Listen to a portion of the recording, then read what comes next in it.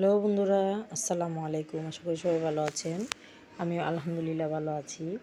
এই যে মাটি বস্তার মধ্যে বেড বানিয়ে মাটি কীভাবে তৈরি করি, আমি তো এই বস্তাগুলো নিই। এই বস্তাগুলি অনেক ভালো, এগুলি ছিঁড়ে না, ফাটে না, 1 বছর 2 বছর ব্যবহার করা যায়। এই যে প্রথমে মাটি নিয়ে নিলাম, এরপরে আমি কিন্তু বস্তাটাকে গিট দিয়ে উল্টিয়ে নিয়েছি। এরপরে মাটির সাথে এই যে কিচেন ওয়েস্ট দিলাম, আবার মাটি দিব।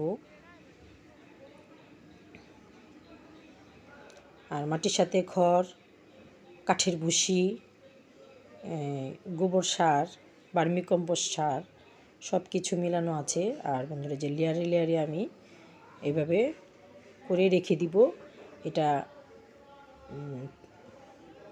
10-12 দিন পরে বা 20 দিন পরে গাছ লাগানোর উপযুক্ত হয়ে যাবে। সাথে সাথেও গাছ লাগানো যায়, কিন্তু আমি আগে থেকে একটু রেডি করে রেখে দিই যেন আমি গাছ এনে লাগাতে পারি। বন্ধুরা, আসসালামু আলাইকুম।